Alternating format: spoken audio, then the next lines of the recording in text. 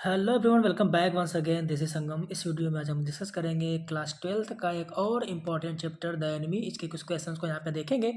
चलिए वीडियो को शुरू करते हैं। जो इंपॉर्टेंट क्वेश्चन है इस चैप्टर के उसको हम एक एक करके देख लेते हैं। कौन कौन से ऐसे क्वेश्चंस हैं जो आपके एग्जाम्स में काफ़ी ज़्यादा इंपॉर्टेंट हो जाएंगे, तो इनको जानना आपके लिए बेहद ही ज़रूरी है।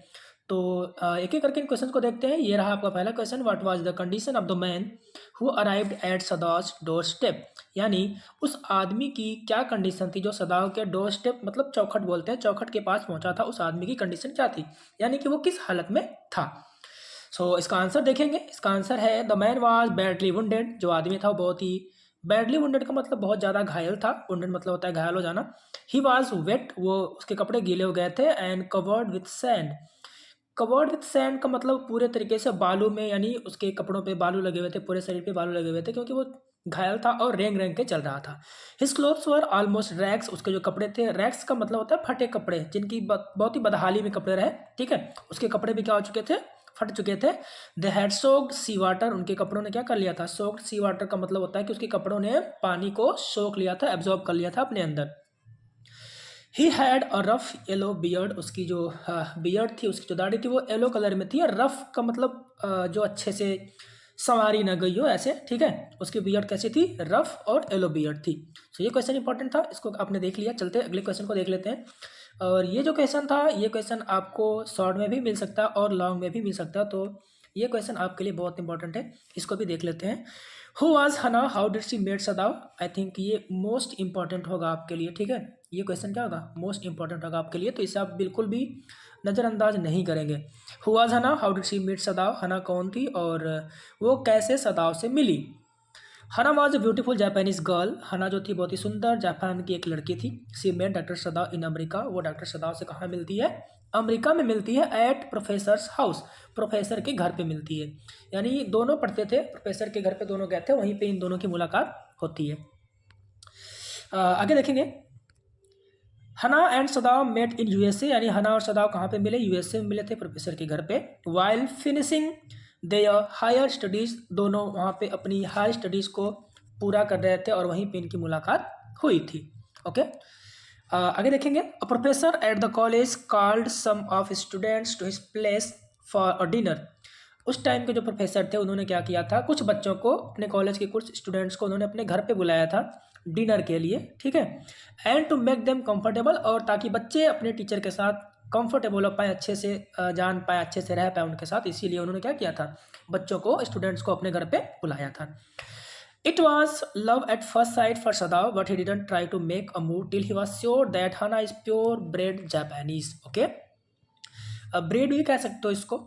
It was love at first sight. Love at first sight का मतलब तो आपको अच्छे से ही पता होगा, मतलब पहली नज़र में उसको प्यार हुआ था सदाव को।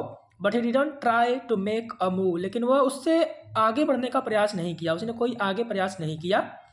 टिल ही वॉज श्योर, जब तक कि वह इस बात को लेकर के श्योर नहीं हो गया, that Hana is pure breed Japanese. यानी जो हना है वह प्योर जापान की लड़की है, क्योंकि उसके फैमिली में ऐसे कोई प्रॉब्लम हो जाती, इसलिए पहले वह श्योर होता है इस बात से कि हाँ वो जापान की है, देन जापानीज है वो, उसके बाद वो आगे कोई और बात करना चाहता था। आगे चलते हैं। This was due to his fear of his father. ऐसा उसने किस लिए किया, क्योंकि उसे अपने फादर का डर था।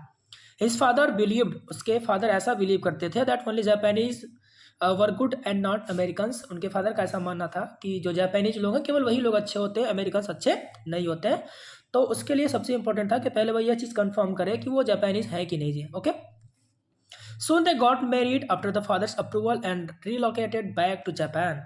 और बहुत जल्द ही उन दोनों ने शादी भी कर लिया, फादर्स अप्रूवल, पिता की सहमति से, and relocated back to Japan, और दोनों कहाँ पे सेटल हो जाते हैं, रहने लगते हैं जापान में। तो ये काफ़ी ज़्यादा इंटरेस्टिंग स्टोरी ये भी है, अगर आपने पढ़ा होगा तो। ये जो क्वेश्चन था ये बहुत ही इंपॉर्टेंट था, क्योंकि हना जो थी वो हीरोइन थी इस स्टोरी में, तो कैरेक्टर स्केच में भी पूछा जा सकता है आपको, और थोड़ा सा इनके बारे में जानना जरूरी है कि पहली बार दोनों मिले कहाँ पे थे। ओके, चलिए आगे देख लेते हैं। और ओके, सो नेक्स्ट क्वेश्चन आपका ये रहा, ये क्वेश्चन रहा।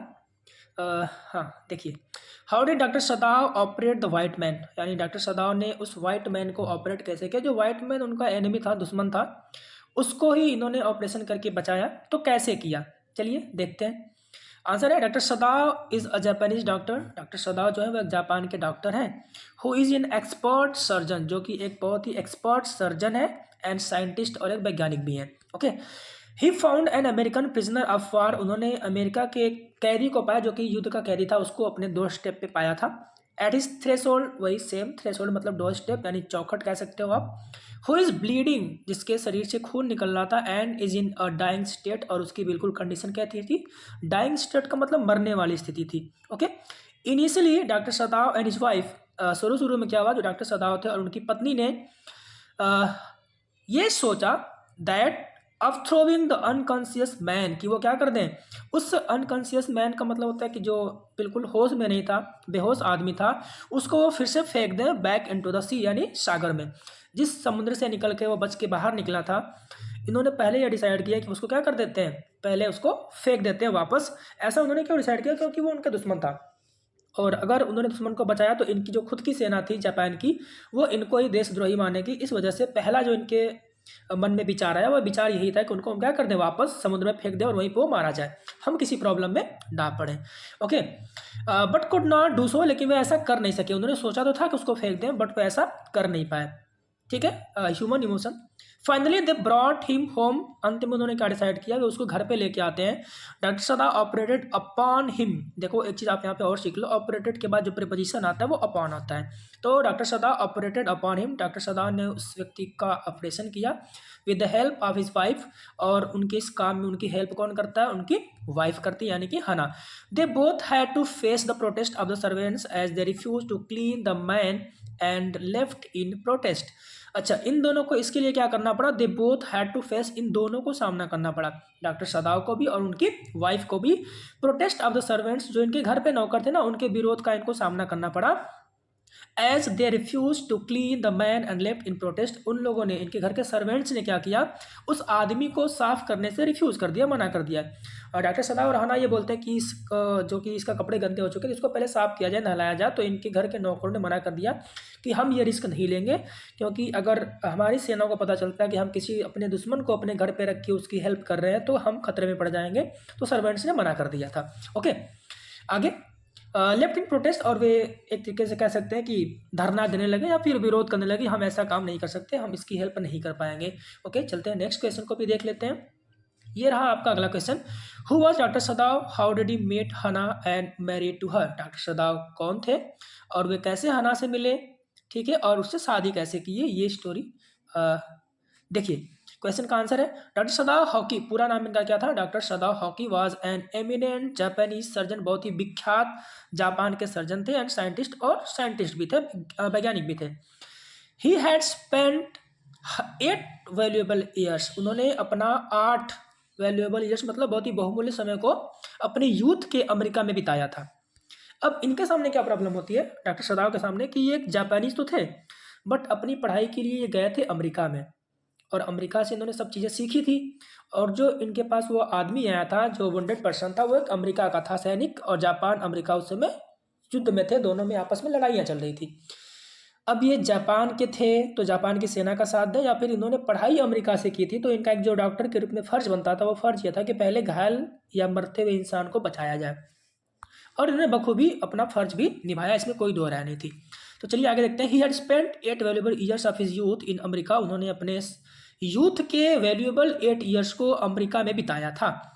To learn all that could be learn of surgery and medicine there, और वहाँ पर रह करके उन्होंने वो सब चीज़ें सीखी थी जो सीखी जा सकती थी, किसके बारे में, सर्जरी के बारे में, एंड मेडिसिन और दवाइयों के बारे में।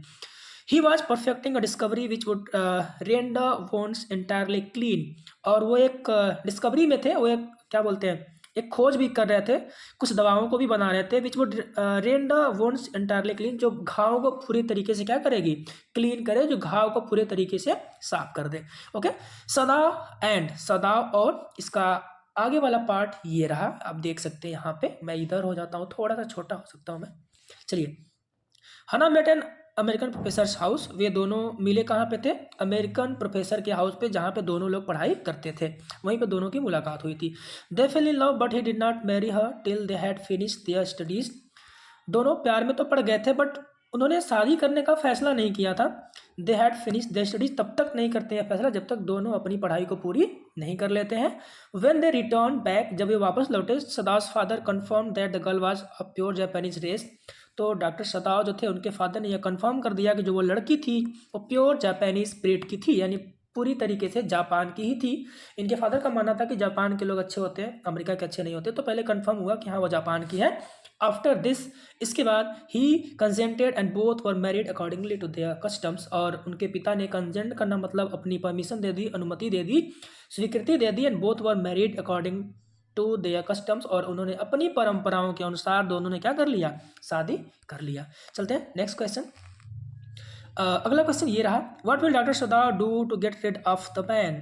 उस आदमी से बचने के लिए डॉक्टर सदाव ने क्या किया, क्योंकि उसे अपने पास तो रख नहीं सकते थे, वो दुश्मन था, तो उससे बचने के लिए इन्होंने क्या किया, काफ़ी मशक्क़त करनी पड़ी इनको, बट पूरी स्टोरी मैं आपको नहीं बता पाऊंगा, फिर वही अगेन मुझे क्वेश्चन कंप्लीट करवाना है।